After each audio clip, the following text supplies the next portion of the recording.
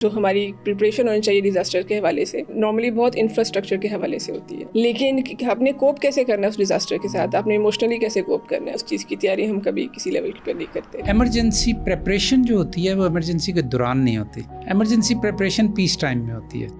जितनी भी डिज़ास्टर्स होते हैं उसमें जो एक चीज़ रिलैक्स करने के लिए रिकमेंड की जाती है वो है कि लिमिटेड इन्फॉर्मेशन। जितना ज़्यादा आप इन्फॉर्मेशन के साथ एक्सपोज्ड होंगे, लोगों के एंजाइटी भी होगी, स्ट्रेस भी होगा, प्रीवियस ट्रॉमा है तो PTSD भी होगा, ये सारी चीज़ें ट्रिगर करेंगी ना। जो साइको सोशल सपोर्ट है इसके लिए ज़रूरी नहीं है कि मेंटल हेल्थ प्रोफेशनल्स आपके पास हों, वैसे भी हमारे पास नहीं है। डिप्रेशन, एंजाइटी और PTSD ये 3 अलग अलग बीमारियां हैं। अगर हम कहते हैं कि अच्छा जी हमने माहौल को ख़राब किया तो हमारी कंट्रीब्यूशन ना होने के बराबर है, लेकिन eight the end of the day हमारी अपनी हुकूमत की जिम्मेदारी, हमारे अपने लोगों की जिम्मेदारी है, हमें आगे बढ़ना है।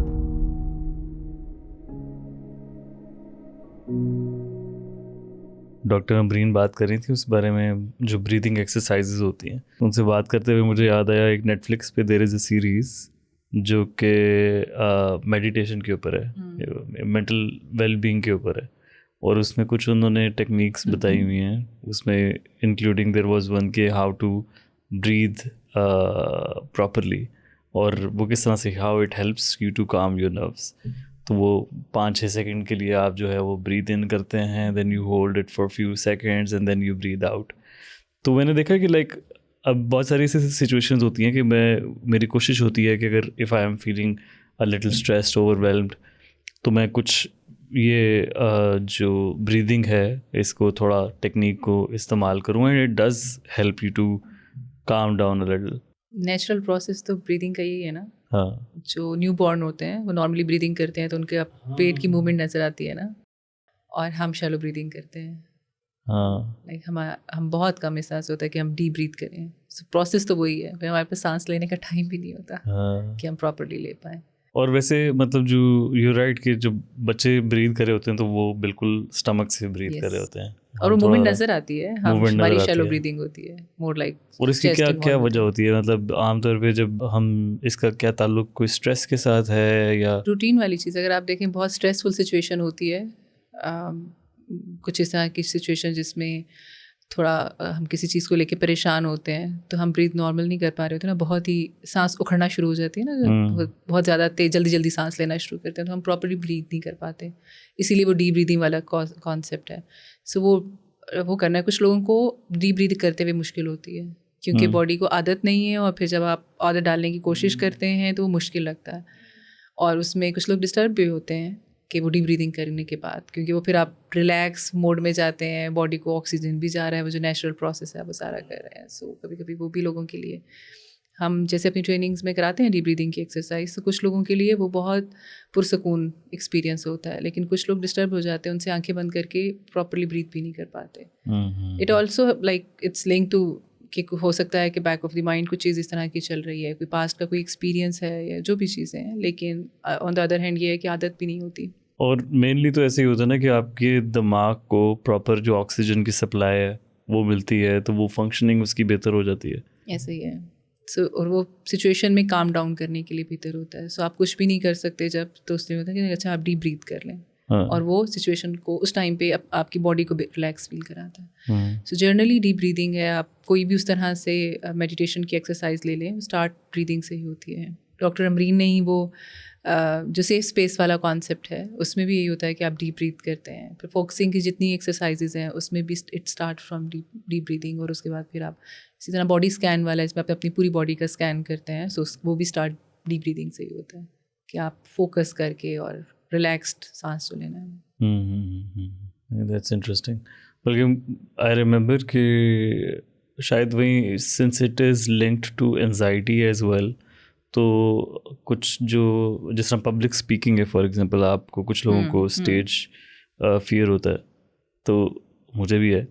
तो जब आप जाते हैं तो आपके सामने इतने सारे लोग जो हैं वो बैठे आपकी तरफ देख रहे होते हैं, एंड जाहिर है वो प्रैक्टिस के साथ चीज़ कम हो जाती है, but when I read it कि आप किस तरह how you can master that skill, तो उसमें one of the things is कि आप लाइक जो ब्रीदिंग है अपनी उसको आप कंट्रोल करें। उससे पहले स्टेज पे जाने से पहले आप जो है वो थोड़ी यही डीप ब्रीथ जो है ब्रीदिंग वो करें कुछ देर के लिए, तो that becomes fine. And recently अभी there was a session कि जहाँ पे मैं गया and I tried it and I think it worked really well. जैसे होता है ना कि आप हाइड्रेट करें अपनी बॉडी को, उसके लिए पानी ज़रूरी है और आपने बॉडी को हाइड्रेट रखना है इन एनी सिचुएशन, वो ज़रूरी है, चाहे वो स्ट्रेसफुल सिचुएशन है चाहे वो नॉर्मल सिचुएशन है। ब्रीदिंग भी उसी तरीके से है। और ब्रीदिंग कोविड ने सिखाया ना, हम ज़रा बहुत कैजुअल लेते हैं ना सांस लेने को, सारी चीज़ों को, लेकिन उसकी एक इम्पॉर्टेंस है जो कि जिन लोगों को प्राइस पे करनी पड़ी, वो जो ब्रीथ फिर उस तरीके से करना और वो सारी चीज़ें कुछ लोगों को सिखाई गई हैं। अभी भी बहुत सारी दफ़ा होता है कि आप बहुत सारी डिजीज़ के रेमेडीज़ के तौर पे डीप ब्रीदिंग सिखाई जाती है पेशेंट्स को, ताकि वो डीप ब्रीथ करें सिचुएशंस के अंदर। और इसका ताल्लुक आई थिंक कि फोकस के साथ भी है। मतलब मैंने देखा है कि वहीं अगर आप ब्रीदिंग करते हैं तो एकदम आपका जो विजन है वो क्लियर हो जाता है। So you don't need to really go for a cigarette to cool your और काम योर नर्व्स। जब परेशान होते हैं तो यही होता है ना कि आप किसी को कहते हैं बैठो रिलैक्स करो, गहरी सांस लो। जनरली भी एक दूसरे को सजेशन देते हुए हम इसी तरह की सजेशंस दे रहे होते हैं। सो यही है ना कि आपका फिर फोकस आएगा, बहुत सारी चीज़ें हो रही होती हैं और फिर आप अपनी सोच पे फोकस कर पाते हैं। हाँ, और वही वो मेरे ख्याल से प्रोडक्टिविटी के लिए भी अच्छा है कि अगर आप जब ब्रेक लेते हैं और अगर आपका फोकस है कि आपने जो ब्रीदिंग जो है वो टेक्निक करनी है, कुछ देर आपने गहरे सांस लेने हैं और रिलैक्स करके वापस when you get back to work, तो आपका फोकस भी ज़्यादा बेहतर होगा, आपकी प्रोडक्टिविटी जो है वो बेहतर हो जाएगी। आप अपनी थॉट्स पे फोकस कर पाते हैं ना कि एक्चुअली क्या थॉट आ रही है, फिर उस थॉट को प्रोसेस करना इस नेक्स्ट स्टेप कि आप किस तरह से करते हैं। देन यू प्रायोरिटाइज कि क्या चीज़ करनी है, क्या चीज़ कंट्रोल में है, क्या चीज़ कंट्रोल में नहीं है। वो तभी होगा जब थॉट पे फोकस होगा और उसके लिए ज़रूरी है कि deep breathing. Specially I think like considering कि आजकल जो रूटीन प्रोफेशनल्स की होती है उसमें बहुत कम टाइम होता है कि अपने आप को देने के लिए। सो जो भी ब्रेक आप लें उसको थोड़ा सा आप उस तरह से प्लान कर लें कि वो आपको एनर्जाइज करे जब आपने वापस काम पे जाना है उसके लिए, तो that can be really helpful overall. इसी तरह से है, मतलब आप बहुत सारे लोग ब्रेक लेते हैं लेकिन वो ब्रेक ऐसी एक्टिविटीज़ के लिए लेते हैं जो कि एडिशनल बर्डन होता है या जिस चीज़ से ब्रेक ले रहे होते हैं उसमें वो फ़ायदेमंद साबित नहीं हो रही होती, और फिर वापस काम पे आते हैं और वही थके हुए वापस आ रहे होते हैं। ना ही रिलैक्स, ना बॉडी रिलैक्स होती है, ना माइंड रिलैक्स होता है। सो डॉक्टर अमरीन ने कहा है जब आपका माइंड रिलैक्स होता है तो आपकी बॉडी, तो माइंड और बॉडी का कनेक्शन है, दोनों का रिलैक्स होना ज़रूरी है। ओवरऑल भी मतलब आजकल एक वही जो वर्क लाइफ बैलेंस है उसको मेंटेन करना, या बर्नआउट का जो कॉन्सेप्ट है कि मुसलसल हम लोग काम करते रहते हैं तो वो बर्नआउट जो है वो महसूस करते हैं। तो वर्क लाइफ बैलेंस के हवाले से आपकी क्या थॉट्स हैं? वर्क लाइफ बैलेंस ना सबके लिए वेरी करता है, इंडिविजुअल टू इंडिविजुअल। अब कुछ लोगों के लिए work life balance is daily basis पे कुछ ना कुछ टाइम निकालना, अपने काम को प्रायोरिटाइज़ करना, और जो चीज़ें बेसिकली तो है ना कि आप किन चीज़ों को प्रायोरिटाइज़ करते हैं और किस चीज़ को कितना टाइम देना चाहते हैं। कुछ लोगों के लिए work balance can be weekly कुछ करना, वीकली कोई टाइम निकालना और चीज़ें करना, बाकी सारा टाइम वर्क को देना है। कुछ लोगों के लिए मंथली बेसिस पे होता है। ख़ास तौर पे जो लोग दूसरे मुल्कों में रहते हैं वो साल में एक दफ़ा फैमिली टाइम उस तरह से कर पाते हैं। उनके लिए वो होता है कि वर्क लाइफ बैलेंस है कि आप 11 महीने काम करते हैं, 1 महीने आप छुट्टी आएंगे और आप फैमिली के साथ रहेंगे।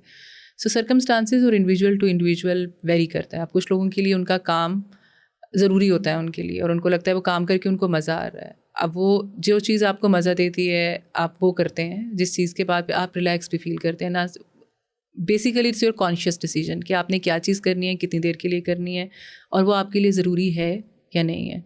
सो वर्क लाइफ बैलेंस वाली चीज़ वो बहुत इंटरेस्टिंग डिबेट होती है कभी कभी कि 9 to 5 काम करना है। अब 9 to 5 जो काम है वो बेसिकली उसमें आप सिर्फ ऑफिस का काम नहीं कर रहे होते, उसमें आप घर वालों से भी इन टच होते हैं, कोई कॉल्स आती हैं वो भी कर रहे होते हैं। सो वो चीज़ें भी चल रही होती हैं। सो इट्स नॉट कि 9 to 5 ऑफिस का काम है और 5 बजे के बाद जो है वो बिल्कुल पर्सनल लाइफ है, एंड इस तरह से वर्क लाइफ बैलेंस होगा। तो वर्क लाइफ बैलेंस उस तरह से नहीं होगा। वर्क लाइफ बैलेंस इसके आपने काम करना है, कितनी देर के लिए करना है, क्या करना है, और वो काम आपको कैसा फील करा रहा है, और उस काम से जब आपको ब्रेक चाहिए तो फिर आप क्या एक्टिविटीज़ करते हैं, कि आपकी लाइफ की बाकी जो भी रिश्ते हैं, जो भी एक्टिविटीज़ हैं, कि आप उनको टाइम उतनी अहमियत दे पा रहे हैं जितनी अहमियत आप चाहते हैं या आपके लिए वो ज़रूरी है। सो कोई हार्ड एंड फास्ट रूल नहीं है कि आप कहें कि बस हर दिन इतने घंटे निकालने हैं और इतनी देर सोना है और इतनी देर ये करना है। So इस तरह से नहीं। समटाइम्स आई वंडर कि वही एवोल्यूशनरी अगर हम सोचते हैं चीज़ों के ऊपर, तो जिस तरह से ह्यूमन इर्तिका हुआ है उसमें अगर हम देखते हैं तो ज़ाहिर है जो पुराने केव्स में रहने वाले जो इंसान थे, जो हंटर गैदरर्स थे, तो मेरे ज़हन में आता है कि वो उनकी तो ऐसा कोई रूटीन नहीं थी ना, उन्होंने तो they were constantly finding food, they were constantly saving their lives. तो क्या हम लोग इस तरह से वायर्ड नहीं हुए कि हम मुसलसल जो है वो एक जद्दोजहद में ही रहें? और आपके ख्याल से क्या ये मॉडर्न कॉन्सेप्ट नहीं है उस सेंस में कि जो हम वीकेंड में 2 दिन अपने समझते हैं कि इस पे हम रेस्ट करेंगे और फिर वापस हम, लेकिन वो समटाइम्स वही होता है कि वीकेंड जो है वो इट नेवर फील्स इनफ, और चाहे अगर आप लंबी ब्रेक भी लेते हैं तो वो कहीं ना कहीं जो है ना वो शायद जो सुकून हम चाह रहे होते हैं वो नहीं मिलता है। तो इसको किस तरह से आप देखती हैं? देखिए, सुकून आपको हफ्ते में 1 दफ़ा या महीने में 1 दफ़ा नहीं मिलेगा, वो रूटीन है। सो हमें लगता है कि उस टाइम पे लोगों के लिए ये था, हो सकता है उसमें भी कुछ लोग डिसिप्लिन लाइफ गुजारते हों, एक टाइम के बाद फूड सर्च में जाते हों, जो भी साथ में फैमिली वाला कॉन्सेप्ट है उसमें टाइम गुजारना है या सोना है, दिन रात का जो भी कॉन्सेप्ट है उस हिसाब से। सो बेसिकली तो आपको डेली बेसिस पे वो चीज़ें करनी है ना, अगर रूटीन है तो वो डेली बेसिस पे सेट करनी है।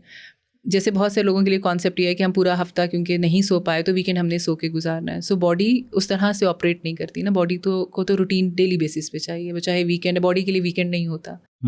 अब जिस तरह की चीज़ें इस दौर में चल रही हैं उसमें आपको आधी रात को कोई एक नोटिफिकेशन आ सकता है जिस पे आपको अर्जेंटली काम करना पड़ सकता है। वीकेंड है, जिस तरह की अब सिचुएशन है सो उसके अंदर आपको कोई वीकेंड वर्किंग भी हो सकता है, कोई अर्जेंट मीटिंग आ सकती है, तो बहुत सारी चीज़ों को करना पड़ता है। Like it depends individual to individual कि आपको क्या चीज़ उस टाइम पे ज़रूरी है नहीं है। अगर आप कोई एक चीज़ मिस करते हैं उसके कंसिक्वेंसेस ऐसे होते हैं कि वो फिर आपके लिए बाद में उसको मैनेज करना मुश्किल हो जाता है। And at times it's a simple no कि आप उस टाइम प्रायोरिटाइज़ करते हैं। अगर आप एक जूम कॉल या आप एक कोई मीटिंग या एक कोई रात का नोटिफिकेशन उस तरह से आप नहीं उसको अटेंड कर पा रहे, so the replacement can be आप कोई ऐसी चीज़ कर रहे हैं जो कि आपको अच्छा लगता हो करके, तो फैमिली मेम्बर से बातचीत हो सकती है, वो कोई कुछ भी बुक रीडिंग हो सकती है, वो कोई ऐसी एक्टिविटी हो सकती है। सो वो जो बाउंड्री सेट करना है ना वो भी इंडिविजुअल ने करनी है। इसमें ऐसा नहीं है कि कोई ऑर्गेनाइजेशन आपको एक पैटर्न देगी कि ये इस तरह से चीज़ें हैं। सो वो बहुत सारी चीज़ें हैं जो इंडिविजुअल टू इंडिविजुअल वेरी करती हैं। राइट। और जो चीज़ मुझे लगती है ना कि हम सारे कोशिश ये करते हैं कि दूसरों की हेल्प करें, जितने भी प्रोफेशंस हैं। अब वो चाहे एआई भी है तो एआई का पर्पस भी तो इंसानों को फैसिलिटेट करना है ना, to make human life easy. तो आपको एक क्लिक पे सारी इन्फॉर्मेशन मिल जाए जिस पे आप 4 घंटे लगा रहे हैं। सो सारे के चक्रों में हम दूसरे की लाइफ आसान कर रहे हैं, लेकिन हम अपनी लाइफ पे फोकस नहीं करते ना कि हमें अपनी लाइफ भी आसान करनी है। सो वो जो आसानी पैदा करना है ना वो आसानी हम दूसरों के लिए करते हैं, इसीलिए हम खुद को टोटली इग्नोर करते हैं और that leads to burn out. और फिर बर्न आउट डील नहीं होता और वो फिर लिंक्ड है सारी चीज़ें उसके साथ, वो प्रोडक्टिविटी के साथ भी लिंक्ड है, हम उस तरह से परफॉर्म नहीं कर पाते। लास्ट 14 ईयर से मैंने जितनी ट्रेनिंग्स कराई हैं उसमें एक सवाल का जवाब हमेशा मुझे सेम ही मिलता है। जब ये पूछा जाता है कि जब जो भी प्रोफेशन था, अब वो पुलिस है, प्रोसिक्यूटर्स हैं, वो कोई भी सर्विस प्रोवाइड कर रहे हैं, हेल्पलाइन के लोग हैं, तो जब जॉब स्टार्ट की थी तो मज़ा आता था और उस केसेस सुन के एक एम्पैथी वाली फीलिंग होती थी। उसके बाद फिर ग्रेजुअली नमनेस आना शुरू होगी, तो अब तो रूटीन की चीज़ लगती है क्या वो जो सर्विसेज प्रोवाइड कर रहे हैं, अब तो पता है कि इस तरह वाली चीज़ है। तो अब वो यू कैन से कि वो फीलिंग नहीं आती जो पहले आती थी। So it's a clear indication of burn out कि आपको एक लंबे अरसे तक सेकेंडरी ट्रॉमा जिसको हम कहते हैं, आप एक्सपोज्ड हैं उन सारी चीज़ों से, लेकिन आप आइडेंटिफाई नहीं कर पा रहे। तो वो जो सेल्फ हेल्प वाला कॉन्सेप्ट है ना, specially for the service providers, आप दूसरों को तो हेल्प आउट कर रहे हैं और कुछ सिचुएशंस के अंदर एक्स्ट्रा आवर्स जाके कर रहे हैं, लेकिन अपने आप की बारी आती है सो जस्ट इग्नोर किए। और उसकी वजह ये होती है कि जब आप मुसलसल एक मुश्किल सिचुएशन से गुजर रहे हैं, और जिस तरह आपने कहा कि पहली मर्तबा आप उस सिचुएशन से गुजरते हैं तो आपका जो ब्रेन है उसको ज़्यादा उसको रजिस्टर करता है, लेकिन वो आहिस्ता आहिस्ता जो उसका असर है वो कम होता जाता है। तो जो नमनेस वाली बात है या फीलिंग है, क्या उसकी वजह ये है कि हमारा ब्रेन जो है वो क्या बर्नआउट हो जाता है इसलिए उसको उस तरह से प्रोसेस नहीं करता है, या इज़ इट बिकॉज कि हमें टाइम नहीं मिलता है उन इमोशंस को प्रोसेस करने के लिए, और हर रोज़ प्रोसेस करने से पहले दोबारा उसी तरह की सिचुएशन में हम होते हैं तो वो चीज़ ठीक से रजिस्टर नहीं होती है ब्रेन में। अब प्रोसेस करने के लिए अपॉइंटमेंट नहीं होगी ना कि आपको महीने में 1 दफ़ा प्रोसेस करना है। It can be anything. अब फॉर एग्ज़ाम्पल कोई ऐसी हेल्पलाइन है जो कि डेली बेसिस पे नंबर ऑफ़ कॉल्स ले रही है, फॉर एग्ज़ाम्पल 50 कॉल्स, आप एक बंदा 50 लोगों से बात करता है, 50 लोगों से बात करते हुए 3-4 चीज़ें ऐसी, 3-4 कॉल्स ऐसी होंगी जो उसके लिए बहुत डिस्टर्बिंग होंगी।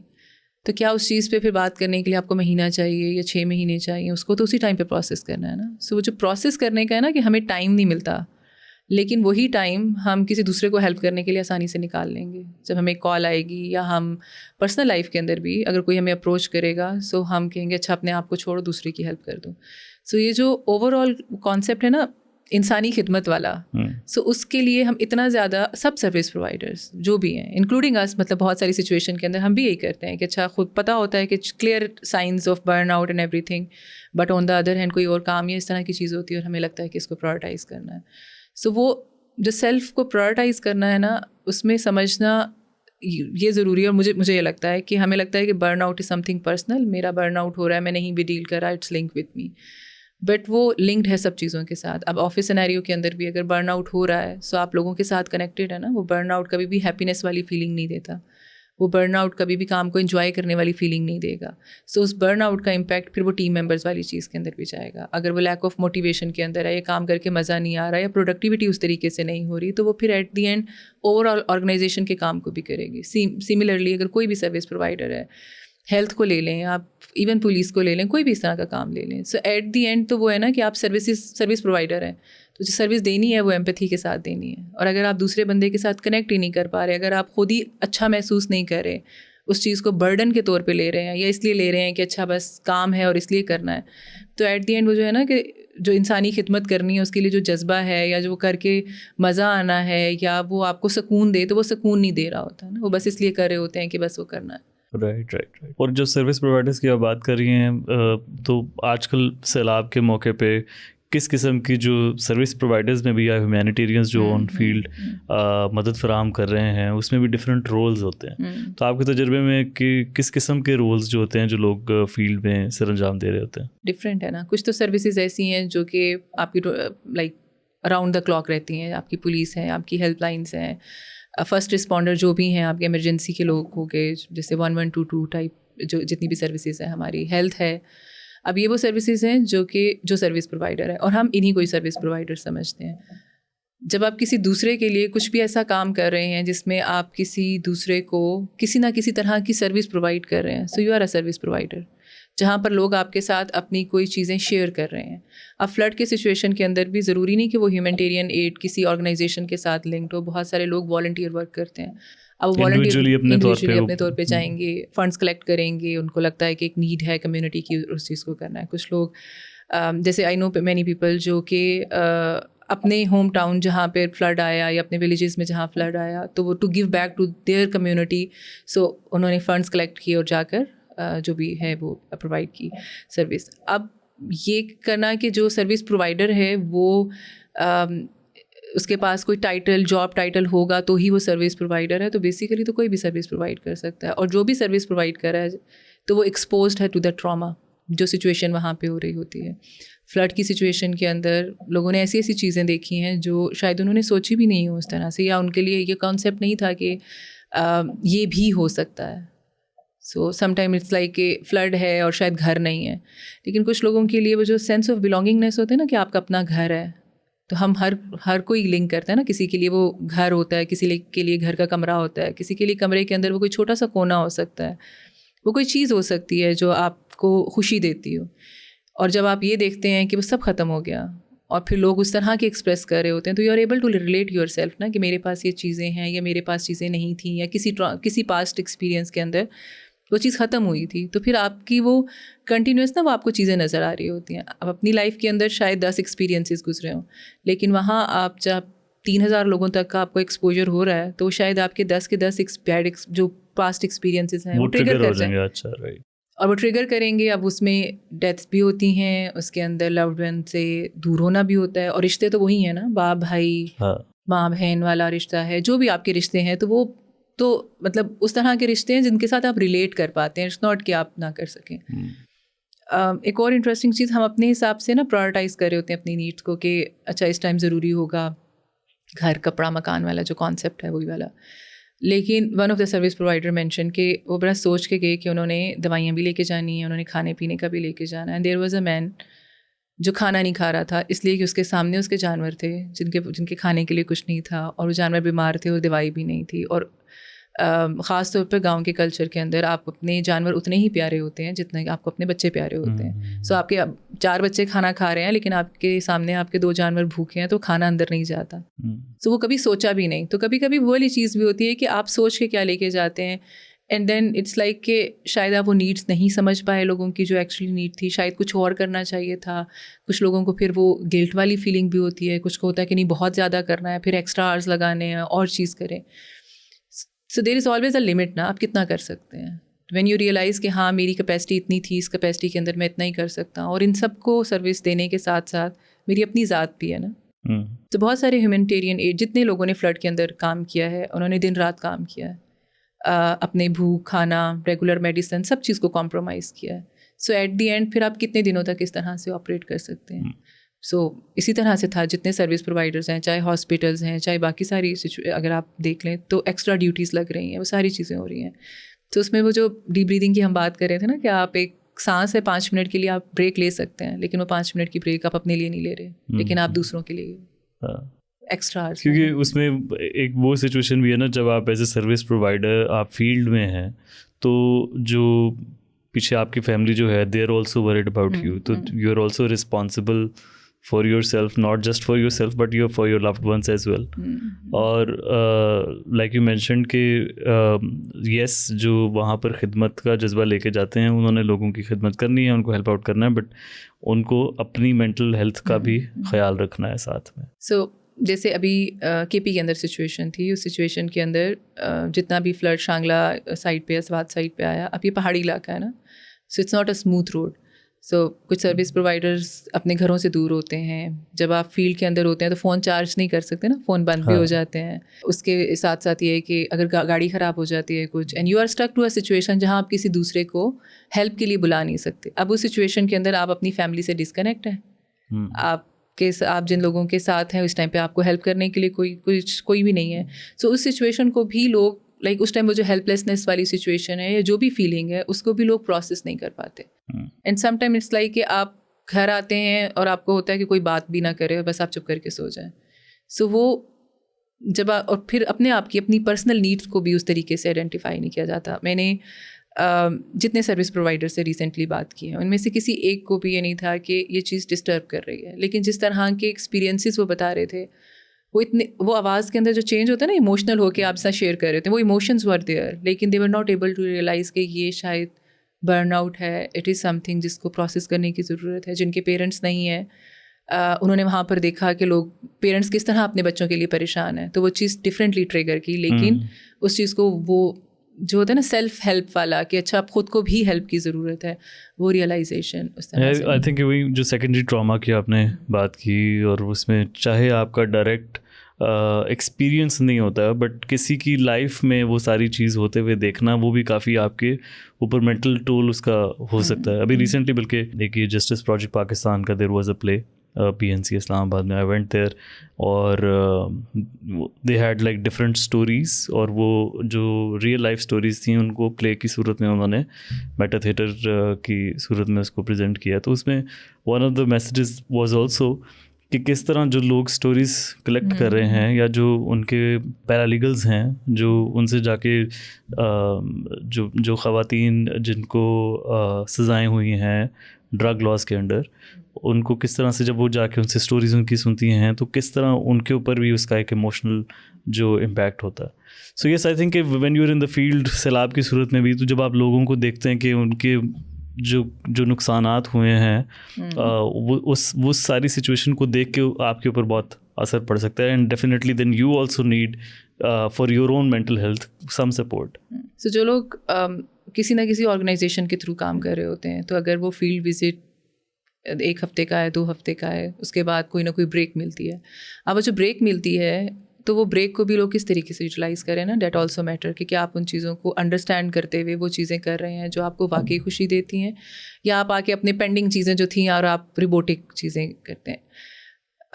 इंसान में और मशीन में फ़र्क है ना. सो आप मशीन की तरह जब ऑपरेट करने की कोशिश करते हैं तो फिर चीज़ें प्रोडक्टिविटी इम्पैक्ट होती है ना. वो पर्सनल लाइफ की चीज़ें भी हो सकती हैं प्रोडक्टिविटी में, प्रोफेशनल लाइफ की भी हो सकती हैं. सो वो अब एक दिन के अंदर इतनी सारी चीज़ों को देखना, और आजकल के दौर के अंदर इट्स नॉट लाइक कि आप फील्ड में गए हैं और आपने फ्लड देखा है और इर्द गिर्द देखा है. Sometimes it's just a 30 seconds video जो आपको बहुत ज़्यादा आपका कोई ना कोई ट्रॉमा ट्रिगर कर देती है. सो सोशल मीडिया के ऊपर बहुत सारी चीज़ें इस तरीके से आती हैं, टीवी पे न्यूज़ इस तरह की आती है. तो ख़ास तौर पे जैसे पास्ट में कोविड हमने एक्सपीरियंस किया, आप मुसलसल ये देखते जा रहे हैं, टीवी पे खबरें आ रही हैं, इतने लोगों की डेथ हो गई, आपकी फैमिली में बहुत सारे लोगों को कोविड होता है या उस तरह के सिम्टम्स होते हैं. सो ऐसा नहीं है कि वो अगर आप सेकेंडरी ट्रॉमा की बात करें तो वो सिर्फ उन लोगों का है कि जो फील्ड में गए और जिन्होंने जाकर अपनी आँखों से या एक्सपीरियंस किया ऑन द ग्राउंड. बहुत सी दफ़ा तो आपको सोशल मीडिया भी वो एक्सपोजर दे रहा है. फिर जिस तरह से सवालात वहाँ पर बैठे हुए लोग करते हैं, उसी तरह से आपके घरों के अंदर बच्चे भी सवाल करते हैं, या ये आता है अपनी सेफ्टी और सिक्योरिटी को लेके. सो सिचुएशन के अंदर भी ये ज़रूरी है कि हम वी आर वेल इक्विप्ड कि हमने रिस्पॉन्ड कैसे करना है बच्चों की फीलिंग्स को, उनके सवालों को.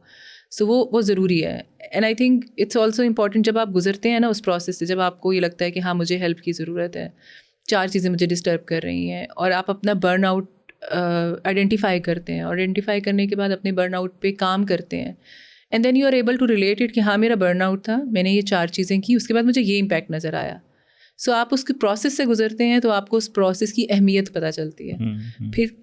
फिर आप किसी दूसरे को जब सर्विस प्रोवाइड कर रहे हैं, सो आपको ये समझ आता है कि ये एक प्रोसेस है, और इस प्रोसेस से इतनी आसानी से नहीं गुजरा जाएगा. आपको मल्टीपल रिमाइंडर्स खुद को देने होंगे, कभी कभी इंसान गिव अप भी करता है, लेकिन आपको उसकी अहमियत समझ में आती है. जब आप उस प्रोसेस से ही नहीं गुजरते तो फिर आपके लिए समटाइम्स इस तरह एक दूसरे को मशवरा देना कि ये कर लें, ये कर लें, ये कर लें, क्योंकि आपने खुद वो चीज़ एक्सपीरियंस नहीं की. और आई थिंक आजकल के दौर के अंदर बर्नआउट हम सब फील करते हैं. इवन जो लोग कोई फॉर्मल जॉब नहीं करते, घर के काम कर रहे होते हैं, बर्नआउट तो उनका भी होता है ना, कि आप एक ही रूटीन पे मुसलसल किए जा रहे हैं, काम किए जा रहे हैं. सो ब्रेक होना, और वो ब्रेक के अंदर अपनी माइंड बॉडी का चेक करना कि मेरी थॉट्स किस तरह की है. वो जो थॉट्स हैं, जब मुझे थॉट्स आती हैं तो फिर मेरी बॉडी कैसा फील करती है, क्या मुझे अच्छा फील होता है, मुझे बुरा फील होता है, वो ऐसी क्या चीज़ें हैं जो करके मुझे ज़्यादा अच्छा महसूस हो रहा होता है, मेरी बॉडी रिलैक्स होती है. सो बहुत सारी चीज़ें जो बहुत like that can be happen in with in 5 minutes, लेकिन हम वो नहीं कर पा रहे होते. ब्रीदिंग की जिस तरह से हमने बात की, या it's just a phone call और एंड शेयरिंग योर एक्सपीरियंसेस. कभी कभी जैसे हमारा भी सर्वाइवर्स के साथ काम है, और कभी कभी वो इतना ट्रॉमेटिक चीज़ें होती हैं कि जस्ट नीड समवन कि आप उसको डिस्कस करें और आप डीब्रीफ कर दें. सो सर्विस प्रोवाइडर्स के लिए किसी ऐसे बंदे से बात करना जो कि समझ सके कि वो मतलब आपके लिए कितना मुश्किल हो सकता है. कभी कभी बहुत बहुत इंसिडेंट्स होते हैं, वो आपको इतना हिट नहीं करते. कभी कभी एक छोटी सी कोई चीज़ होती है जो कि हिट कर रही होती है. सो उस टाइम जब तक आप उस पर बात नहीं करेंगे, उसको प्रोसेस नहीं करेंगे, आप बेहतर फील नहीं करेंगे. सो एक इंसान कितनी ज़्यादा चीज़ों को अपने अंदर एब्जॉर्ब कर सकता है ना. So it's a natural process कि आपको देयर आर वेज, जैसे ब्रीदिंग है, आप अगर डेली बेसिस पे नहीं ब्रीदिंग कर पा रहे, जो नेचुरल प्रोसेस है उसके accordingly, so then a time will come then जिसमें आपको सीखना पड़ेगा कि ये ब्रीदिंग कैसे करनी है, और ये ब्रीदिंग की तो इसने हेल्प किया, इस ब्रीदिंग का इम्पैक्ट क्या आया. और फिर आप रियलाइज़ करते हैं कि हाँ इतने सालों से जो मैं ब्रीदिंग नहीं कर रही या कर रहा, तो उसका मेरे क्या नुकसान है और करने का क्या फ़ायदा है. तो वो it's a learning process. But मुझे लगता है कि रूटीन में जब हमारे पास फ्री टाइम भी होता है, not just in the situation जहाँ पर आप सर्विस प्रोवाइडर के तौर पे काम कर रहे हैं कहीं पे, बट जनरली लाइफ में भी जब हमारे पास फ्री टाइम होता है तो हम मोबाइल यूज़ करना शुरू कर देते हैं. रील्स जो है वो एक के बाद दूसरी, और पता नहीं चलता है कि 2 घंटे कहाँ गए. सो आई वॉज रीडिंग समवेयर कि वो ऐसा नहीं होता कि वो हम कोई ब्रेक ले रहे होते हैं या हमारा माइंड रिलैक्स कर रहा होता है, क्योंकि वो जो इन्फॉर्मेशन हमारे तक पहुंच रही है that's continuously keeping our brain busy.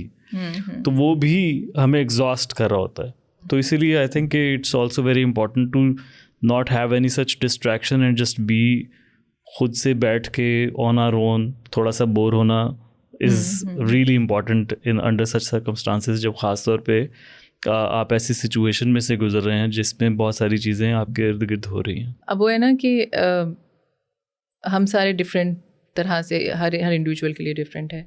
अब वो जो 2 घंटे आप देख रहे हैं, उस 2 घंटे के अंदर बहुत सारी ऐसी चीज़ें होंगी जो आपने, जिस पे आपका फोकस रुका होगा ना, आपने उसको देखा होगा, आपने उसको 1 मिनट के लिए देखा होगा, कुछ चीज़ों को आप सिर्फ स्क्रॉल करते जा रहे हैं। सो वो क्या चीज़ ऐसी है जिस पे आप रुकते हैं, और फिर वो फील क्या आती है, वो अच्छा लगता है, वो बुरा लगता है। अगर वो सारी चीज़ करके आपको अच्छा लग रहा है, देयर इज़ नो हार्म कि आप उस तरह से करें। अब कभी कभी ये होता है कि आप जिस सिचुएशन में स्टक होते हैं, आप उससे निकलने के लिए आप कोई ऐसा ड्रामा, मूवी, सीरीज, सीजन शुरू करते हैं जो उसी इशू पे बना हुआ होता है। सो आप मतलब वो जो डिटॉक्स करना है ना अपनी बॉडी को उस इन्फॉर्मेशन से जो आ रही है, इसीलिए जो भी जितनी भी डिज़ास्टर्स होते हैं उसमें जो एक चीज़ रिलैक्स करने के लिए रिकमेंड की जाती है वो है कि लिमिटेड इन्फॉर्मेशन।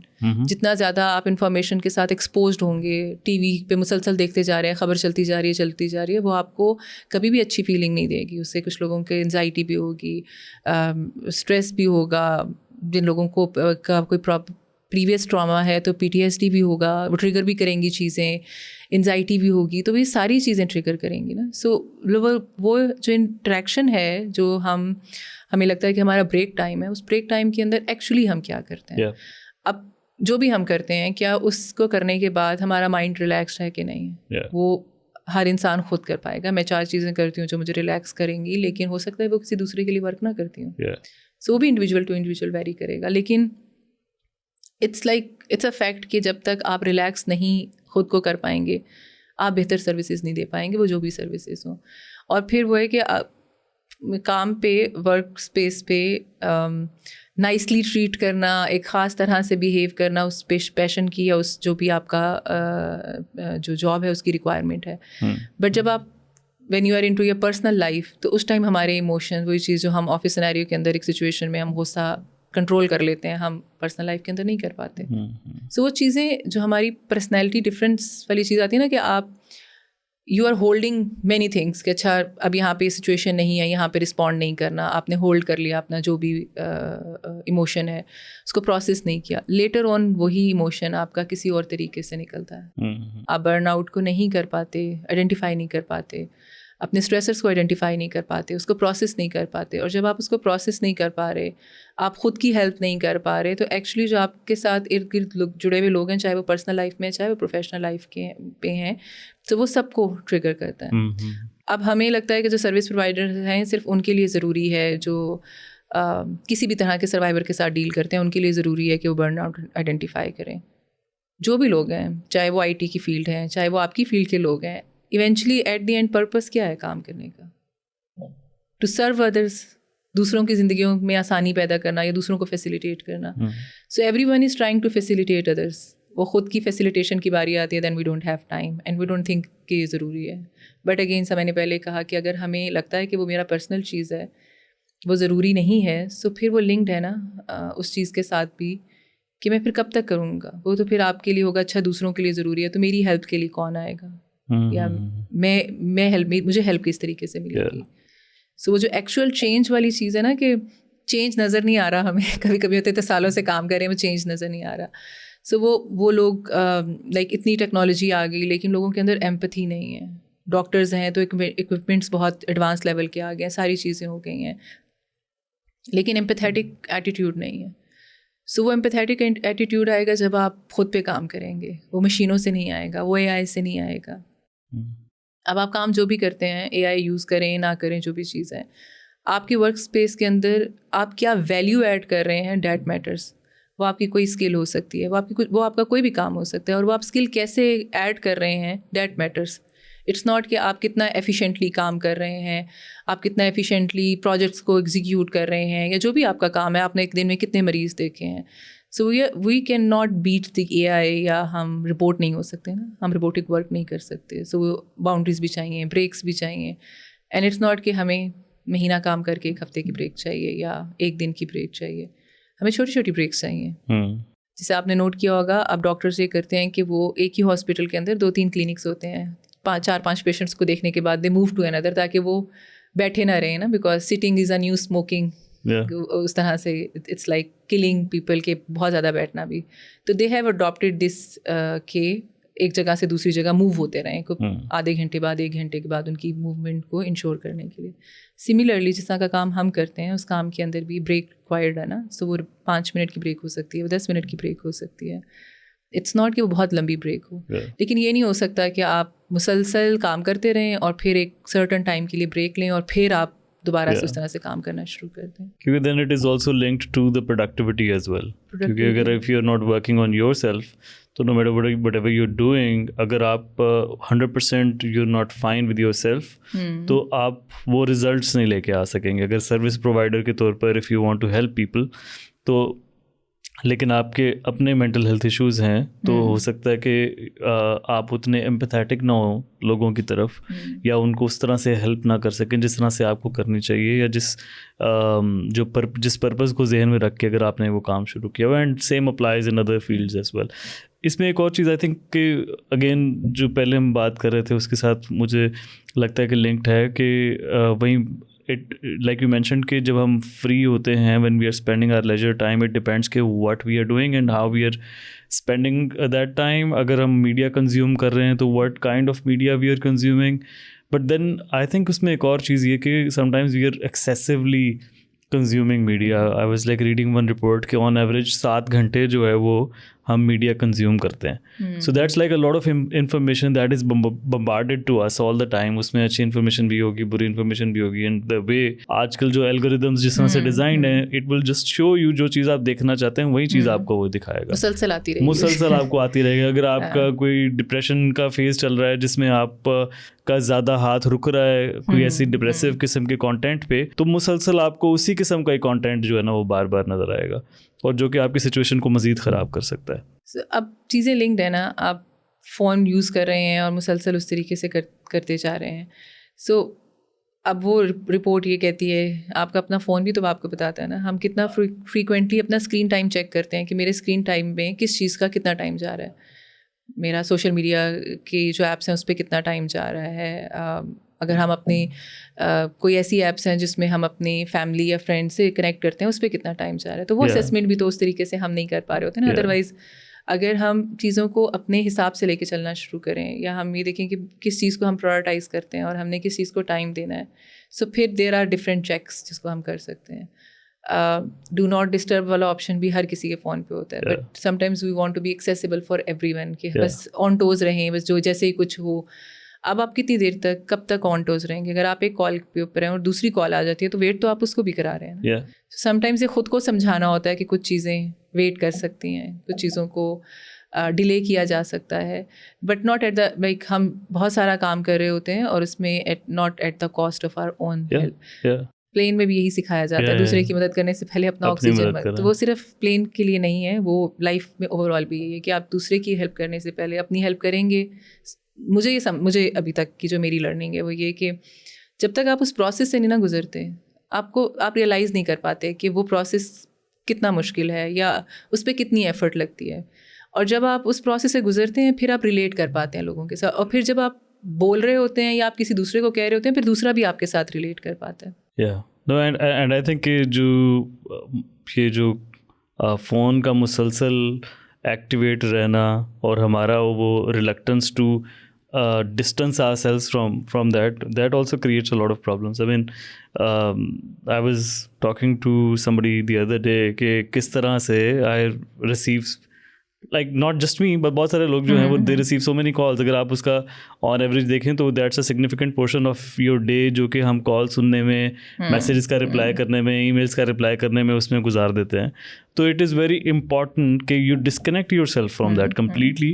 चाहे वो आप 1 घंटे 2 घंटे के लिए दिन में करें, यू टेक अ ब्रेक जिसमें you not doing anything but just वही जिस तरह हमने पहले बात की कि मे बी आप जो ब्रीदिंग टेक्निक्स हैं उसको यू कैन फॉलो दैट। आप कुछ जो यू कैन जस्ट रिलैक्स में भी मेडिटेट कर सकते हैं, और वो ये किस तरह से ये चीज़ें actually they really help you to regain your focus, to ease your nerves, और वो आपका जो किस तरह से दिन जो है उसको ओवरऑल एलिवेट कर सकता है। आई थिंक वो इसी तरह से है ना कि हम जो बाउंड्री सेट करने का कॉन्सेप्ट है ना कि हम बहुत सी दफ़ा एंड आई थिंक वो थोड़ा इजी लगता है कि आप फ़ोन या उन सारी चीज़ों को बंद कर दें और आप ऑपरेट नहीं करें। कम्युनिकेट करना कि इतने बजे के बाद नहीं होगा, या एक्सपेक्ट इतना टाइम अगर आप मुझे कांटेक्ट करते हैं, एंड इट्स नॉट इम्पॉर्टेंट कि आप हर टाइम अवेलेबल रहें कि ईमेल आई है या कुछ भी, कोई नोटिफिकेशन आया है विद इन 5 मिनट। हमारी तो आँख भी नोटिफिकेशन से खुलती है ना, हमारा दिन कैसे गुजरेगा वो डिपेंड करता है किस तरह की नोटिफिकेशन आई है और उस पर क्या चीज़ आई है, सो वो डिपेंड करती है हमारा मूड अच्छा होगा, दिन अच्छा गुजरेगा या वो नहीं होगा। सो आई थिंक वो ज़रूरी है बाउंड्री सेट करना भी। समटाइम्स इट इज़ हेल्पफुल कि आप अपना फ़ोन बंद करें, आप लैपटॉप यूज़ ना करें एक सर्टन टाइम पीरियड के बाद, जो भी टूल्स यूज़ किए जाते हैं या जो भी वर्क स्पेस है उसको डिटॉक्स करने के लिए ना, अपने आप को डिजिटली डिटॉक्स करना भी ज़रूरी है। लेकिन उसके साथ साथ ये ना कि कम्युनिकेट करना भी ज़रूरी है। अब जब आप दोबारा आप 1 घंटा 2 घंटे के बाद जब आप फ़ोन उठाते हैं या आप अपना लैपटॉप या अपनी नोटिफिकेशन चेक करते हैं, देन यू रियलाइज़ कि मैंने क्या किया है, इसमें तो ये चीज़ें हो गई हैं। सो वो जो 2 घंटे आपने रिलैक्स किए होते हैं उसके बाद आपका स्ट्रेस जो है वो मज़ीद इंक्रीज़ हो जाता है। इट बिकम्स ईजी कि हम बात ना करें। जब आप बाउंड्री सेट करते हैं इसका मतलब है कि you are working on your own self, you know कि आपकी लिमिट क्या है, किस टाइम के बाद आपके लिए इट्स अ ज़ीरो टॉलरेंस, इस हद तक आप फ्लेक्सिबल हैं, इस चीज़ के लिए beyond that you are not flexible. So I think वो सारी चीज़ें खुद रियलाइज़ होना और फिर somehow the people around you in your personal and professional life उनको कम्युनिकेट करना ज़रूरी है, so that उनकी आपसे एक्सपेक्टेशन भी उसी के अकॉर्डिंगली। तो मेरे ख्याल से I would like to request all those who call me anytime to maybe at least check with me if my mobile is available or if I am available. So that would be really appreciated. So I think you're right. We need to start drawing those boundaries and to start communicating this more effectively, ताकि वो वो मज़ीद जो है वो परेशानी का बायस ना बने ये चीज़ें। तो टॉकिंग अबाउट जो हमारी मेंटल हेल्थ के हवाले से ये सारी चीज़ें हैं, अभी रिसेंटली मेंटल हेल्थ डे भी गुजरा है, तो उस हवाले से कोई पर्टिकुलर ऐसे इनिशिएटिव्स होते हैं जिसके ऊपर आप लोग काम कर रहे होते हैं? जो भी मेंटल हेल्थ डे रिलेटेड चीज़ें होती हैं ना, हमें लगता है कि वो अवेयरनेस रिलेटेड है ना, जिसमें लोगों को इन्फॉर्मेशन दी जा रही है। बिकॉज आई थिंक उसकी एक वजह ये भी है ना कि एटलीस्ट पाकिस्तान के अंदर आई थिंक कि पूरी तरह से मेंटल हेल्थ के हवाले से ना अवेयरनेस है ना एक्सेप्टेंस है, तो which is why it is important कि अवेयरनेस भी उसमें करिए। लेकिन वो अवेयरनेस के साथ अकाउंटेबिलिटी का भी है ना। अवेयरनेस तो आपको है, अवेयरनेस तो बहुत सारे लोगों को पता है कि कैसे चीज़ें करनी है, बट वो अकाउंटेबिलिटी कब शुरू होगी ना, कि for me it's more like कि जो भी ये डेज सेलिब्रेट किए जाते हैं, इट्स ऑल्सो अकाउंटेबिलिटी कि मैं अपने आप को उन डेज़ के अकॉर्डिंगली, क्या मैं अपने आप को वो हेल्प प्रोवाइड कर पा रही हूँ या कर पा रहा हूँ। अब वो हेल्थ रिलेटेड बहुत सारे डेज़ होते हैं, तो क्या मैं उन हेल्थ रिलेटेड डेज़ मुझे पता चल गया कि उसकी क्या सिग्निफिकेंस है, लेकिन क्या मैं अपने मेडिकल टेस्ट के लिए जा रहा हूँ या नहीं, मतलब मैं चेक कर रहा हूँ या नहीं कर रहा, या कर रही हूँ या नहीं कर रही। सिमिलरली मेंटल हेल्थ के हवाले से अब अवेयरनेस वाली चीज़ों में I think most of the people know what they have to do, लेकिन वो जो चीज़ लैक करती है ना, से आपने जिक्र किया कि ट्रेनिंग्स वाली चीज़ भी, सो जो चीज़ मुझे बहुत अच्छी लगती है रोज़न की, वो ये कि हमारी ट्रेनिंग स्टार्ट होती है, the first session is to know about your self, और एंड जस्ट टू इस्टेब्लिश के बहुत सारी ट्रेनिंग्स लोग लेते हैं, टाइम मैनेजमेंट की ट्रेनिंग्स भी लोग लेते हैं, स्ट्रेस मैनेजमेंट की भी लेते हैं, कॉन्फ्लिक्ट मैनेजमेंट की भी लेते हैं।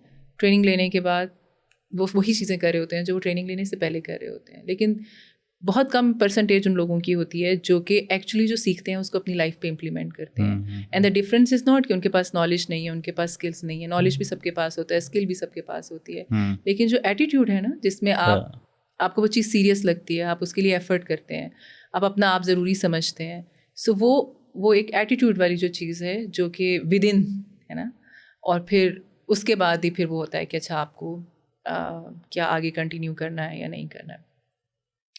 बहुत इंटरेस्टिंग चीज़ होती है जब काफ़ी अरसे के बाद, मतलब सालों के बाद, रिसेंटली ऐसा हुआ कि 20 साल के बाद one of the trainees mention कि मैंने 20 साल पहले ट्रेनिंग ली थी और उससे पहले जो मैं इंसान था और अब मैं जो इंसान हूँ उसमें बहुत फ़र्क है और मैं बदल गया। अब बहुत सारे ऐसे लोग हैं जो ट्रेनिंग्स लेते हैं और उनकी ना पर्सनल लाइफ इम्पैक्ट होती है ना उनकी प्रोफेशनल लाइफ पे कोई फ़र्क आता है, और हम बैठ के सोच रहे होते हैं कि क्या ज़रूरत लाइक इतने सालों के काम करने के बाद भी कुछ नहीं बदल रहा। But there are a very few people जो कि चीज़ों को इंटरनलाइज़ करते हैं, और फिर जब क्योंकि आप इंटरनलाइज़ करते हैं आपको अपनी पहले की ज़िंदगी और बाद की ज़िंदगी का फ़र्क समझ में आता है कि पहले क्या चीज़ें थी, क्या प्रॉब्लम्स थे, खुद की हेल्प की, फिर उसके साथ जो रिश्ते जुड़े हुए हैं उसमें आप को डिफरेंस नज़र आता है, फिर प्रोडक्टिविटी के अंदर डिफरेंस नज़र आता है, फिर जो काम करते हैं वो कहीं ना कहीं सुकून दे रहा है उस चीज़ के साथ है, फिर लाइफ ओन, जब आप अपने आप को ओन करते हैं तो अपने बहुत सारे डिसीजंस को ओन करते हैं। कभी कभी हम अपने आप को कॉम्प्रोमाइज़ वाली सिचुएशन में लेके जाते हैं ना। अब कॉम्प्रोमाइज़ करना हमें लगता है, हमें सिखाया जाता है कॉम्प्रोमाइज़ करना is a good thing, but basically what is compromise करना? यू वांट समथिंग, आपको जो चाहिए आप उसको किसी दूसरे के लिए साइड पे कर देते हैं। सो कब तक कॉम्प्रोमाइज़ वाली सिचुएशन के अंदर आप रहेंगे ना? फिर एक टाइम आता है कि आपको लगता है कि मैं अगर इतना कर रही हूँ, ये कर रहा हूँ, तो दूसरा मेरे लिए क्या कर रहा है? और फिर वहाँ से फिर वो चीज़ शुरू होती है। देन देर अ पॉइंट कम जब आपको लगता है कि हाँ, मुझे अपने लिए कुछ करना है। सो वो बहुत सारी चीज़ें जो है वो इंटरकनेक्टेड हैं। सो आई थिंक हमारा जो ख़ास तौर पे सर्विस प्रोवाइडर्स का, आई नो मैनी पीपल, जब उनके साथ स्ट्रेस के हवाले से बात होती है, बर्नआउट के हवाले से बात होती है, वो अपने आप को ओन नहीं कर पाते। Even it becomes very difficult for them कि वो अपने आप को मिरर के अंदर देखें। वो अपने आप को मिरर के अंदर देख के आई कॉन्टैक्ट नहीं कर पाते। अब उसके पीछे बहुत सारी रीजंस होती हैं। सो आप you are not able to face yourself. So आप अगर आपको लगता है कि इस हद तक चीज़ें हैं, नॉलेज भी है, ये भी पता है कि कैसे चीज़ें होंगी, आप रेंडमली लोगों से पूछ लें, उनको पता हाँ गहरे सांस लेने चाहिए, जो हम डीप ब्रीदिंग की बात करें, आप उसकी टेक्निक पे ना जाएं। अब वो क्या किस तरह से करना है, कितने सेकंड के लिए होल्ड करना है, इनहेल एक्सेल, उस सारे प्रोसेस में ना जाएं। लेकिन गहरे सांस लेना सबको पता है कि गहरे सांस लेने किसी भी सिचुएशन के अंदर ये होता है। किसी भी सिचुएशन के अंदर अगर कोई ट्रॉमेटिक एक्सपीरियंस है, उसमें अगर आपको एक पर्सन नज़र आता है, कोई भी शख्स जो किसी दूसरे से बात नहीं कर रहा और अलग थलग है और चुप है, तो हमारी कोशिश होती है उसको बुलाया जाए। जर्नल प्रैक्टिसेस हैं, हमें पता है कि उसको बुलाएंगे इसलिए क्योंकि देयर इज़ समथिंग जिस पे बात नहीं हो रही। सो कभी कभी हम खुद भी तो उस वाले मोड में होते हैं ना कि हम बात नहीं करना चाह रहे होते उन एक्सपीरियंसेस पे, लेकिन हम अपने आप को नहीं बुलवाते, हम अपना प्रोसेस शुरू नहीं कराते। सिमिलरली अगर हमें कोई ऐसा बंदा नज़र आता है जो बहुत ज़्यादा रो रहा होता है या डिफरेंट तरीके से बिहेव कर रहा होता है, जो हमें लगता है कि इस सिचुएशन के अकॉर्डिंगली नहीं है, सो हमें फ़ौरन क्लिक करता है कि इस सिचुएशन में ऐसे बिहेव करना चाहिए था। Now the person is not behaving that way, इसका मतलब है कि देयर इज़ समथिंग रॉन्ग और कुछ चीज़ों को बेहतर करने की ज़रूरत है। अब जब खुद पे बात आती है, सो हम वो सारी सिचुएशन हम रिपोर्ट की तरह चल रहे होते हैं और हम आइडेंटिफाई नहीं कर पा रहे होते ना सब सर्विस प्रोवाइडर्स। अब world mental health day is a reminder कि कितनी ज़रूरी है। इवन लास्ट कुछ ईयर से इट्स मोर लाइक कि जो वर्क इन्वायरमेंट है उसके अंदर मेंटल हेल्थ कितनी ज़रूरी है सर्विस प्रोवाइडर्स के लिए। इस दफ़ा की जो थीम है उसमें इमरजेंसीज़ के हवाले से है। सो वो सारी चीज़ें, एंड आई थिंक ये सबको पता है कि अवेयरनेस है, होना चाहिए, क्या करना है, कि किन चीज़ों से प्रिवेंट करना है। इम्प्लीमेंटेशन इज़ मिसिंग ना। और वो जब हम सेल्फ अकाउंटेबिलिटी, अब हर टाइम तो कोई हमसे नहीं पूछ सकता, so we are accountable to our self as well ना। कभी कभी हम इसलिए भी एक्स्ट्रा आवर्स वाली चीज़ कर रहे होते हैं कि अप्रिसिएशन मिलेगी और वो सारी चीज़ें, बहुत सारी चीज़ें जुड़ी हुई होती हैं ना, सवाब मिलेगा या रिलीजन के उससे भी हम जोड़ के चीज़ें कर रहे होते हैं। तो वो जो इंसानियत का एक जज्बा है, जो अप्रिसिएशन वाली चीज़ है, जो अकाउंटेबिलिटी है कि we are accountable to the society, इसीलिए आता है ना give back to the society वाला जितना कॉन्सेप्ट है कि हमने सोसाइटी के लिए क्या किया। द क्वेश्चन स्टार्ट विद हमने अपने लिए क्या किया। तो जो काम भी कर रहे हैं एट द एंड, क्या वो हम अपने लिए कर रहे हैं, हम किसी दूसरे के लिए कर रहे हैं। सो हमारा ज़्यादातर काम ना दूसरों को फैसिलिटेट करने के लिए, दूसरों के लिए होता है। सो अपने पे वो, तो मुझे लगता है कि जो डेज़ हैं ख़ासतौर पे ग्लोबली जो इस तरह से मार्क किए जाते हैं, उन डेज़ में जो चीज़ ज़रूरी है वो अवेयरनेस तो है, अब इतने सालों की अवेयरनेस उनसे, बट उसके साथ साथ अब अकाउंटेबिलिटी वाली चीज़ भी, जैसे हम कहते हैं ना लॉज बन गए, उसकी इम्प्लीमेंटेशन ज़रूरी है, सिर्फ लॉज का होना ज़रूरी नहीं है। इम्प्लीमेंटेशन जब तक नहीं होगी तो हमें इतने ज़्यादा लॉस का कोई फ़ायदा नहीं होगा। तो same is the case with such kind of days as well. या so it's just a reminder in a way. Reminder, जैसे न्यू ईयर रेजोल्यूशंस बनाते हैं, सो उस डे के हवाले से, खासतौर पर मेंटल हेल्थ के हवाले से, अपने आप को ऑन करने के लिए, अपनी मेंटल हेल्थ को ऑन करने, मेरा अगले साल तक का क्या रेजोल्यूशन है, मैं क्या ऐसी चीज़ें हैं जो मेरी पर्सनैलिटी के अंदर चेंज होनी चाहिए, और फिर अगले साल उस चीज़ को रिफ्लेक्ट बैक करना कि क्या हमने किया था। इसी तरह से ऑर्गेनाइजेशंस के अंदर भी होता है ना कि आप हर साल जब डे सेलिब्रेट करते हैं तो आप देखते हैं अच्छा पहले हम इतने सालों से ये करते आ रहे हैं, फिर आप कोई ना कोई एक न्यू चीज़ इंट्रोड्यूस कराते हैं। इस तरह से ऑर्गेनाइजेशन का कल्चर या वैल्यूज़ या पॉलिसीज़ जो हैं वो अडॉप्ट होती रहती हैं किसी भी सेक्टर के अंदर। सो है तो प्रोसेस वही ना कि नीड आएगी, उस नीड के साथ आपको टेलर करना होगा। सो वो नीड इंसानों की है, तो वो जो इंसान किसी ऑर्गेनाइजेशन के अंदर काम कर रहे हैं वो पर्सनल लाइफ के अंदर भी तो वही इंसान है ना। जो एक चीज़ सर्विस प्रोवाइडर्स के साथ काम करते हुए कभी कभी उनको रियलाइज़ करानी पड़ती है ना कि इट्स नॉट कि आप इस सोसाइटी से अलग, you are someone outside this society. तो जो इश्यूज उस सोसाइटी के आ रहे हैं, जो आप डील कर रहे हैं, जिस पे आप सर्विसेज दे रहे हैं, कभी कभी वो इशू आपके अपने भी होते हैं और वो आपको लगता है कि शायद आप जिस सिचुएशन में अगला आपका अपना मसला आपके सामने बयान कर रहा है वो एक्चुअली आप खुद उसी मसले में घिरे हुए हैं और आपका अपना वही मसला है, लेकिन आप उसको हेल्प आउट कर पाते हैं, उसको आप 10 मशवरे दे पाते हैं अपने आप को पे, उसमें से कोई एक मशवरा भी हम सोचते भी नहीं है कि अच्छा ये वाली चीज़ मेरे लिए भी हो सकती है, तो फिर इम्प्लीमेंट करना तो एक दूसरी चीज़ है। So it also reminds me कि बहुत दफ़ा ऐसे होता है कि जब आप सेल्फ हेल्प बुक्स पढ़ रहे होते हैं तो यू रियलाइज़ के एक लेवल पे जाके मसला इन्फॉर्मेशन का नहीं होता है, बट उस चीज़ को जो आपने ऑलरेडी पढ़ी है उसको एब्जॉर्ब करना और अपनी ज़िंदगी में उसको इम्प्लीमेंट करना उसका मसला होता है। अब बहुत सारे लोगों को होता है ना कि हम इतना काम करें कि लोगों को हमारा नाम याद रहे। अब उसमें ये रियलाइज़ करना कि फिर हमारा टारगेट क्या है। जैसे हम प्रोजेक्ट्स बनाते हैं ना, हमारा टारगेट होता है एक लिमिटेड नंबर तक पहुंच सकते हैं। हम कभी भी ये टारगेट नहीं बनाते कि पूरे पाकिस्तान तक इन्फॉर्मेशन जाएगी। फ्लड के सिनेरियो के अंदर भी ये टारगेट नहीं होता है कि जितने फ्लड इफेक्टीज हैं उनको हम करेंगे, उनको हर तरह की सर्विस प्रोवाइड करेंगे। There is always a limit कि आप सेट करते हैं कि हम इस स्पेसिफिक एरिया के अंदर काम करेंगे, चाहे वो वॉश है, चाहे वो साइको सोशल सपोर्ट देना है, चाहे वो मेडिसिन देना है, आप एक स्पेसिफिक सर्विस देंगे और फिर आप सेट करते हैं, टारगेट करते हैं कि कितने लोगों तक वो आएगा। सो आई थिंक हम अपनी लाइफ के अंदर ना वो सेट नहीं कर पाते कि मुझे अपनी लाइफ के अंदर कितने लोगों की लाइफ तक जो है उसको रीच, मतलब कितने लोगों की लाइफ में इम्पैक्ट आना चाहिए, कितने लोगों तक मैंने ये इन्फॉर्मेशन देनी है, जिसके चक्रों में हम अनलिमिटेड वाला काम बहुत सी दफ़ा कर रहे थे। अब वो जो अनलिमिटेड काम है एट दी एंड वो अनलिमिटेड टाइम भी मांगेगा। वो अनलिमिटेड टाइम के साथ अनलिमिटेड स्ट्रेसेस भी आएंगे।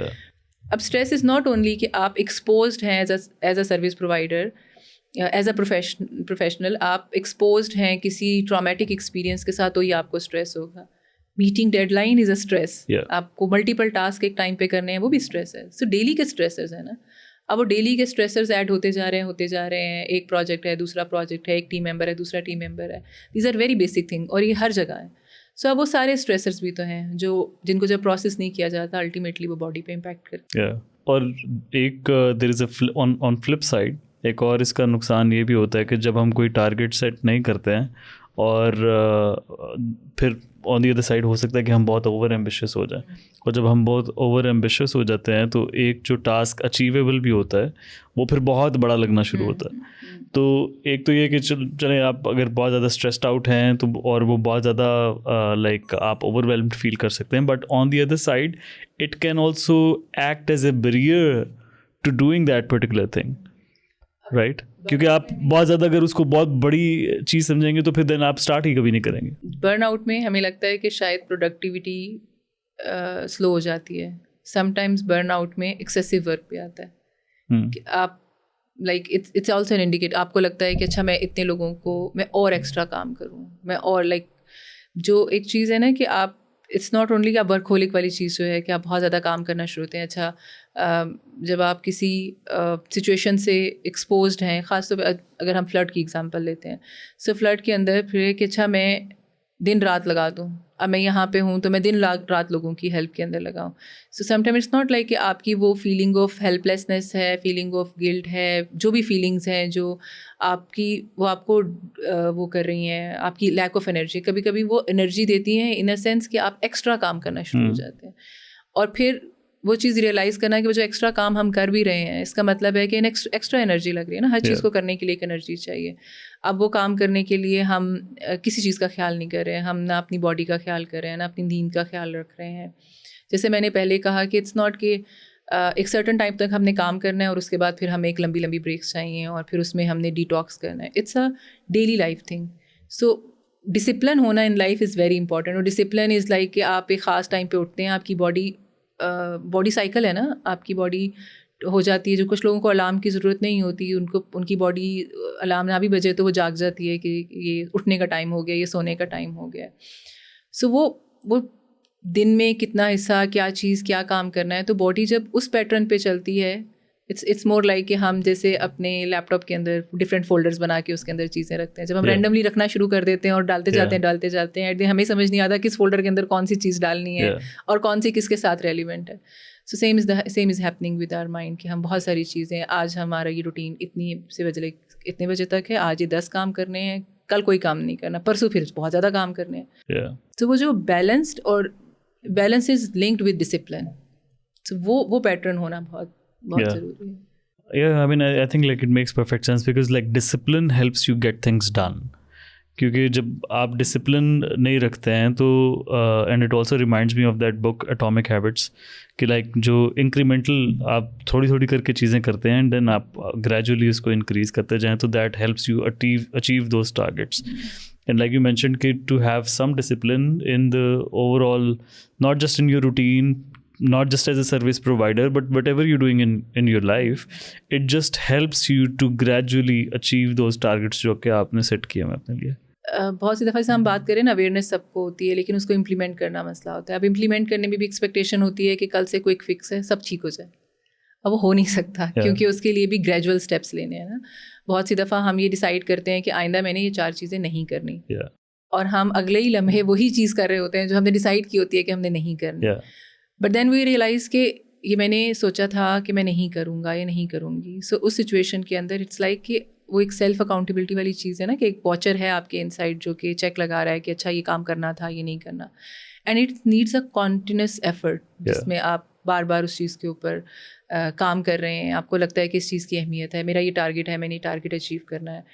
आज 5 मिनट के लिए होगा, आज मतलब अपनी रूटीन को ठीक करने के लिए या अपने आप को टाइम देने के लिए 5 मिनट से शुरू करेंगे एंड ग्रेजुअल वो होगा. अच्छा और कुछ नहीं कर सकते. ख़ास तौर पे अब हम जैसे फ्लड के सिनेरियो के अंदर बात करें, मैं डीप ब्रीदिंग तो मतलब डीप ब्रीदिंग इज़ समथिंग जो कि आप 5 मिनट के लिए कर सकते हैं. वो 5 मिनट के लिए आप किसी कोने में होके आप अपने आप को टाइम दे सकते हैं. क्विकली स्कैन हो सकता है फॉर योर बॉडी कि अच्छा इस टाइम मुझे मेरी क्या नीड है. वो सिंपल एक टाइमली पानी पीना हो सकता है, वो टाइमली खाना खाना हो सकता है, वो टाइम पे सोना हो सकता है, टाइम पे अपनी मेडिसिन लेना हो सकता है. सो वो इट्स नॉट कि ख़ुद को टाइम देने के लिए कुछ बहुत मेजर चीज़ें करनी होंगी. कोई 4-5 घंटे का कोई प्रोसेस का करना है या कुछ उस तरह की चीज़ें जिस पे आपको बहुत टाइम लगाने की ज़रूरत है. दीज आर सिंपल स्टेप्स जो कि डेली बेसिस पे अपनी रूटीन के अंदर ऐड किए जा सकते हैं और वो तभी हेल्प करेंगे क्योंकि अब जिस तरह की लाइफ है उसमें स्ट्रेसर्स तो डेली बेसिस पे है ना, और स्ट्रेसर हर 5 मिनट के अंदर है. आप एक चीज़ सेट करते हैं कि अच्छा things are under control, the very next moment आपको एक नोटिफिकेशन आता है, चाहे वो मैसेज है, चाहे वो कॉल है, चाहे वो आपकी ईमेल है, और आपको होता है कि अच्छा एक और कहानी है जो कि बिगड़ चुकी है, आप उस पर सारी एनर्जीज लगानी है, उसको ठीक करना है. तो ये चीज़ें तो चलती रहेंगी ना. These things are not in our control. So at the end what we have to focus is कि मेरे अपने इख्तियार में क्या है. और मेरे इख्तियार में सारी सर्विसेज देना नहीं हो सकता. मेरे इख्तियार में किसी दूसरे के लिए उसकी जो भी सिचुएशन है उसको अंडू करना, उसको ख़त्म करना नहीं हो सकता. जो मेरे इख्तियार में है वो एक लिमिटेड चीज़ है. मेरे इख्तियार में मेरी अपनी ज़ात है जिसको जनरली हम इग्नोर करते हैं. सो मेरे इख्तियार के अंदर जो चीज़ें हैं एटलीस्ट मैं उस चीज़ पे फोकस कर सकता हूँ. आई थिंक वो हेल्प करेगा. Right. So I think like ultimately ये उसी बात पे आ जाता है कि आप अगर अपनी मदद करेंगे, आप अपने आप को अगर if you take care of yourself तो you will be able to help more people as a service provider. तो ultimately it boils down to that saying कि God helps those who help themselves. True.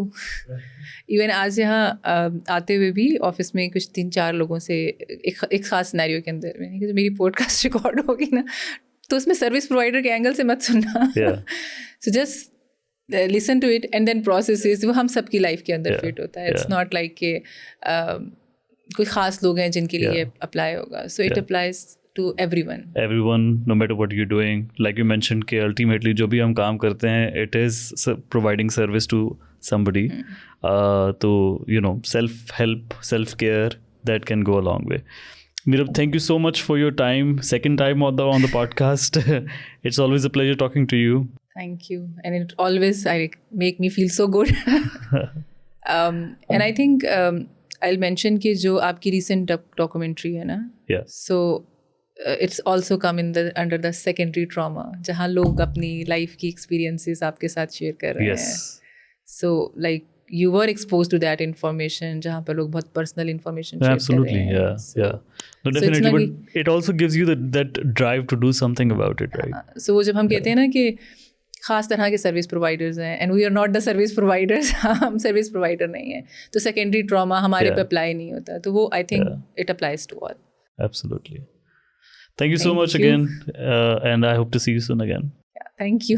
Thank you.